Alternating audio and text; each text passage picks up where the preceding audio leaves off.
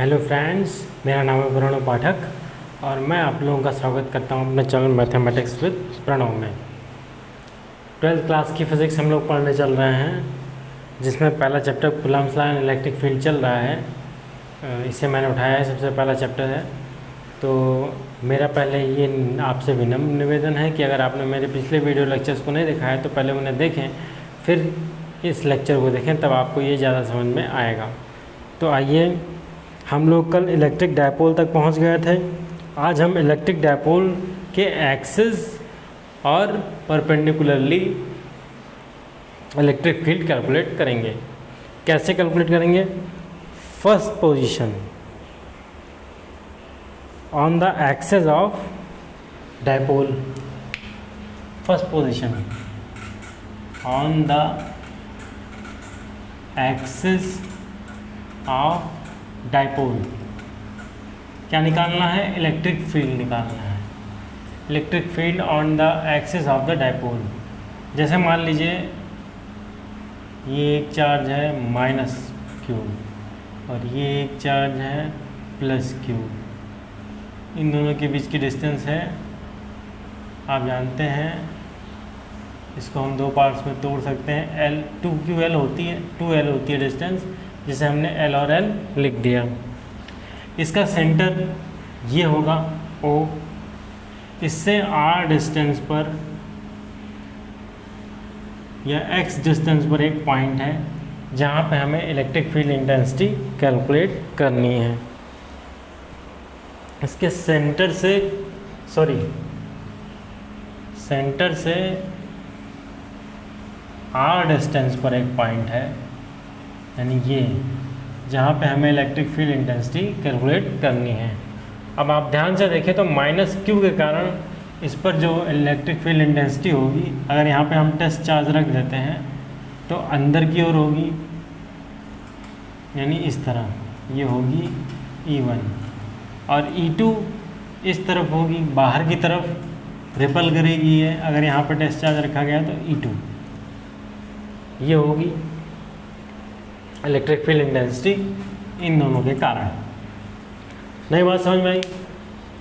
भाई ये electric dipole है, माइनस क्यू प्लस क्यू से बना है। इन दोनों के बीच की दूरी 2L है, तो ये डिस्टेंस L और ये डिस्टेंस L, और हाफ डिस्टेंस पर ये यहाँ पे सेंटर होगा, सेंटर ऑफ मास होगा, इसका सेंटर होगा। इस सेंटर से R डिस्टेंस पर एक पॉइंट है जिस पर इलेक्ट्रिक फील्ड इंटेंसिटी कैलकुलेट करनी है। इसके कारण जो इलेक्ट्रिक फील्ड इंटेंसिटी होगी वो अंदर की ओर आएगी और इसके कारण जो होगी वो बाहर की ओर जाएगी।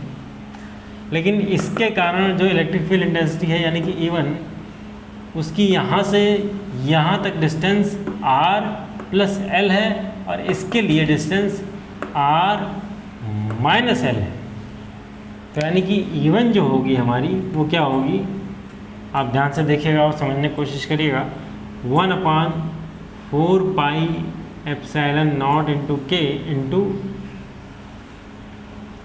Q by R plus L का होल स्क्वायर, ये होगी इलेक्ट्रिक फील्ड इंटेंसिटी इसके कारण यहाँ पर। और E2 जो होगी वो होगी 1/4 pi epsilon not into K into Q by R minus L का whole square. Okay, I hope so इतनी बात आपको समझ में आई होगी।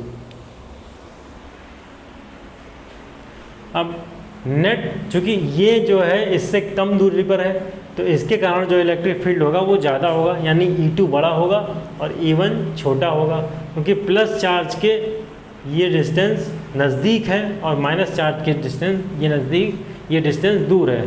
तो यानी कि नेट इलेक्ट्रिक फील्ड इंटेंसिटी जो होगी वो E2 माइनस E1 होगी, ये बात है। प्लस चार्ज से ये पॉइंट ज़्यादा नज़दीक है और माइनस चार्ज से ये ज़्यादा दूर है, तो प्लस वाले के कारण इलेक्ट्रिक फील्ड इंटेंसिटी ज़्यादा होगी और माइनस वाले के कारण कम होगी, यानी E2 माइनस E1, ज़्यादा वाले में से कम वाले को घटाने पर इलेक्ट्रिक फील्ड इंटेंसिटी हमें मिलेगी। तो ये है आपकी 1/4 pi epsilon not into K। अगर मीडियम K है यहाँ पर तो E2 यानी कि Q by r minus l का whole square minus 1/4 pi epsilon not into के into q by r plus l का होल स्क्वायर। ये होगा। अगले स्टेप में 1/4 पाई एप्सिलॉन नॉट इंटू के इंटू क्यू कॉमन आउट, अंदर बचेगा 1/r माइनस एल का whole square minus 1/r plus l का होल स्क्वायर, ये बचेगा। इसे सॉल्व करें तो ये होगा 1/4 पाई एप्सिलॉन नॉट इंटू के, और ये हो जाएगा r प्लस एल का whole square minus r minus l का whole square upon r plus l का whole square into r minus l का होल स्क्वायर, ये हो जाएगा। नेक्स्ट स्टेप में 1/4 pi epsilon not into k, वहाँ से r square cancel, l square cancel, और 2rl एडअप यानी इंटू क्यू, यहाँ पे क्यू मैं लिखना भूल गया, इंटू 2rl अपान r square minus l square का होल स्क्वायर, ये आया। अब 2ql आप जानते हैं p होता है, तो यहाँ से ये बनेगा 1/4 पाई एप्सिलॉन नॉट इंटू के इंटू 2ql यानी कि p r by r square minus l square का होल स्क्वायर, ये बना। अब अगर r जो है, ये डिस्टेंस r जो है ये l के रेस्पेक्ट में बहुत ज़्यादा बड़ी है, यानी कि r is much much greater than l, तो क्या होगा, l को हम 0 ले सकते हैं r के रेस्पेक्ट में, यानी कि e होगी हमारी 1/4 पाई एप्सिलॉन नॉट इंटू के into p r by r square, r की पावर 4 हो जाएगी, यहाँ से एक कैंसिल, और नेट इलेक्ट्रिक फील्ड इंटेंसिटी हमें मिलेगी, कुछ गड़बड़ हो गया,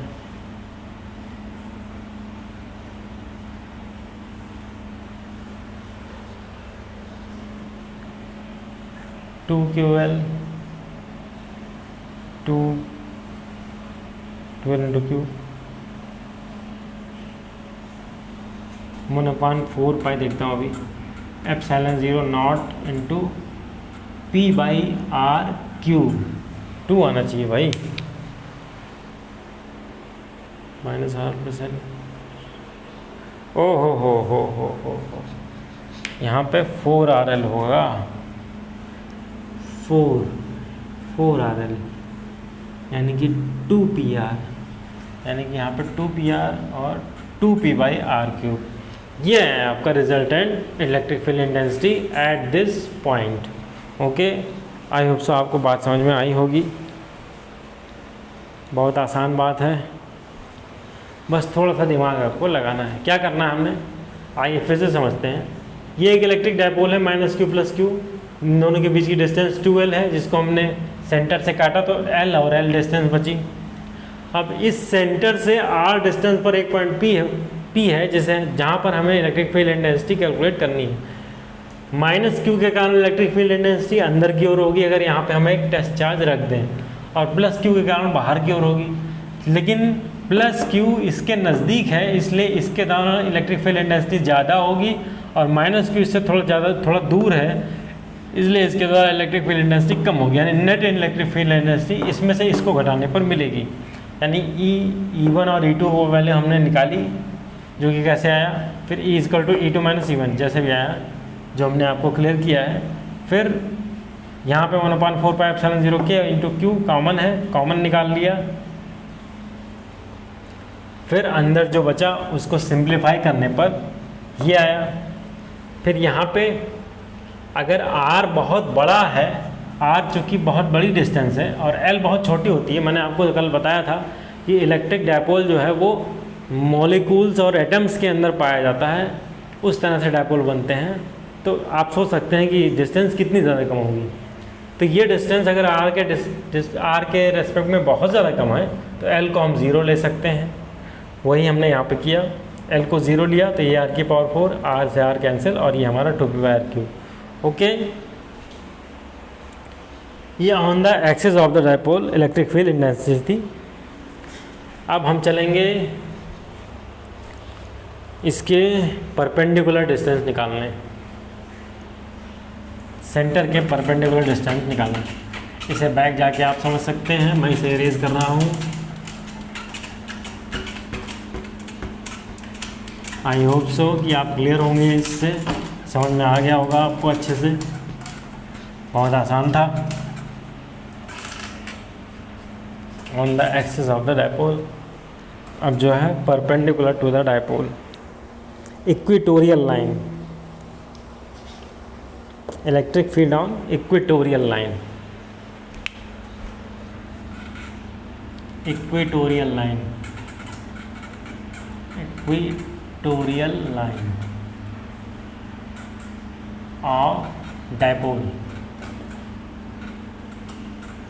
अब इक्वेटोरियल लाइन क्या होती है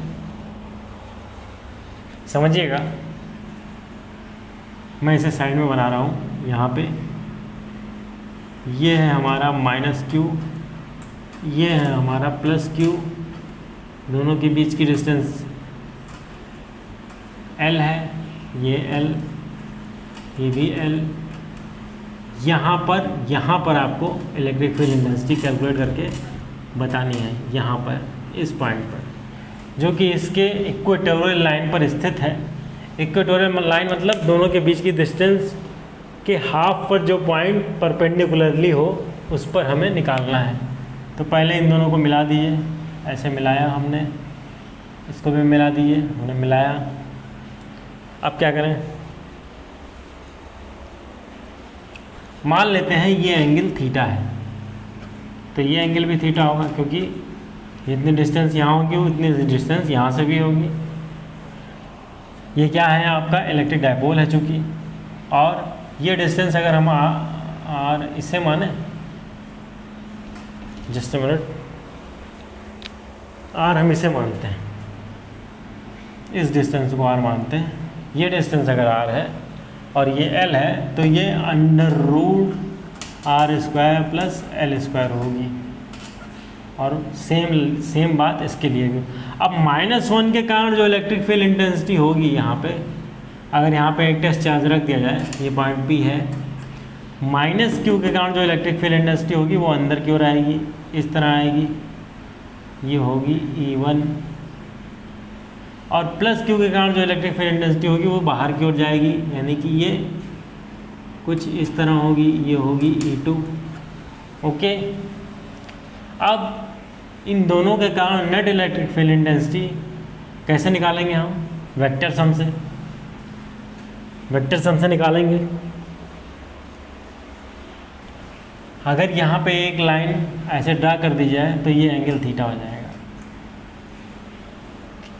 और E2 के कारण थीटा डिस्टेंस पर electric field intensity E2 cos theta, और E1 के कारण E1 cos थीटा, और परपेंडिकुलरली अगर निकालेंगे तो वो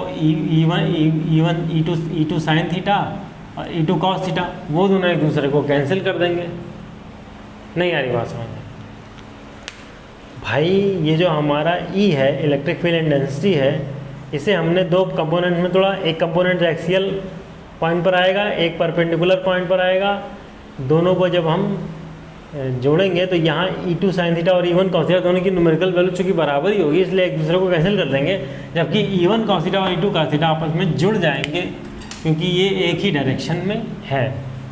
तो नेट इलेक्ट्रिक फील्ड इंटेंसिटी जो होगी वो होगी E = E1 cos theta + E2 cos theta. cos theta हम निकाल ले रहे हैं, स्ट्रिंगल से क्या होगा, cos थीटा = L/√r² + l², ये होगा। अब E1 की वैल्यू रखिए, E1 cos theta + E2 cos theta, ये 2 नहीं, जस्ट मिनट,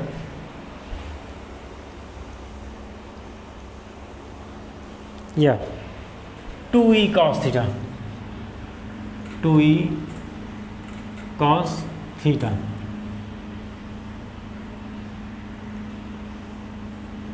अब यहाँ से 2 इंटू 1/4πε0 इंटू के इंटू कॉस थीटा की वैल्यू L/√r² प्लस L² का होल स्क्वायर, ये होगा 12 into Q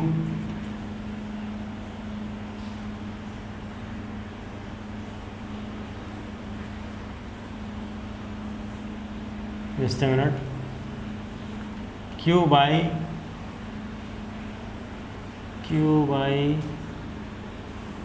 r² plus L² का whole square into cos theta, ये रखेंगे। जस्ट मिनट, हाँ पहले ए की वैल्यू फिर कॉस थीटा की वैल्यू। अब कॉस थीटा की वैल्यू रख दिए तो ये 1/4πε0 इंटू के, 2 को इधर इंटू 2q अपान r² प्लस L² का whole square into cos theta की वैल्यू यहाँ से L/√r² प्लस L², ये मिलेगा। अब 2qL आप जानते हैं P होगा, 4πε0 इंटू के, 2qL आपका P होगा। और नीचे है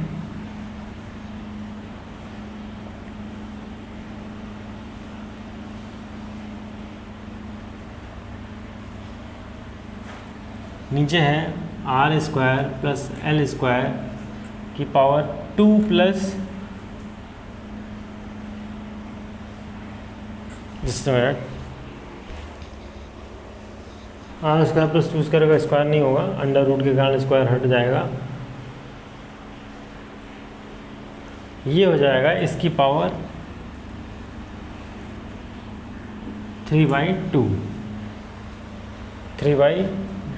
पावर हो जाएगी इसकी, और ये आ जाएगा। अब आप जानते हैं कि r is much greater than L, यानी कि E is equal to 1/4πε0 into के इंटू P अपान r² की पावर 3/2, यानी कि इज इक्वल टू 1/4πε0 इंटू के इंटू P अपान r³। ये बना आपका electric field intensity of the dipole at equatorial line. I hope so आपको समझ में आया होगा। मैं फिर से समझा देता हूँ। ये एक इलेक्ट्रिक डायपोल है, -q + q से डिज़ाइन है, जिनके बीच की डिस्टेंस 2l है। जब सेंटर पे हमने काटा तो ll डिस्टेंस मिली। ये एंगल हम एज्यूम करते हैं थीटा। इससे r डिस्टेंस पर एक पॉइंट P है जहाँ पे हमें electric field intensity find out करनी है। अब माइनस चार्ज के कारण जो इलेक्ट्रिक फील्ड इंटेंसिटी होगी वो अंदर की ओर आएगी, प्लस q के कारण जो होगी वो बाहर की ओर जाएगी। फिर इन दोनों को ये एंगल अगर थीटा है तो ये एंगल भी 90 - थीटा हो जाएगा। सॉरी, या साइन 90 - थीटा नहीं होगा, कुछ और होगा। तो ये एंगल थीटा, ये एंगल थीटा, ये एंगल थीटा। तो E2 को हमने दो कंपोनेंट्स में डिवाइड किया। यहाँ पे E2 साइन थीटा जाएगा, यहाँ पे E1 cos थीटा जाएगा, और E1 का यहाँ पे E1 cos थीटा जाएगा, यहाँ पे E1 साइन थीटा जाएगा। E1 cos थीटा और E2 साइन थीटा आपस में एक दूसरे को कैंसिल कर देंगे, और E1 cos थीटा और E2 cos theta add up हो जाएंगे, जो कि यहाँ पे हमने जोड़ दिया। जोड़ने के बाद, प्रोसेस करने के बाद जो आता है उससे हमारा रिज़ल्ट हमारे सामने है। ओके, आई होप सो ये आपको समझ में आ गया होगा। तो इसी के साथ ये चैप्टर भी फिनिश होता है। कल से मैं एक नया चैप्टर लेके आऊँगा। मिलते हैं कल, तब तक के लिए गुड नाइट।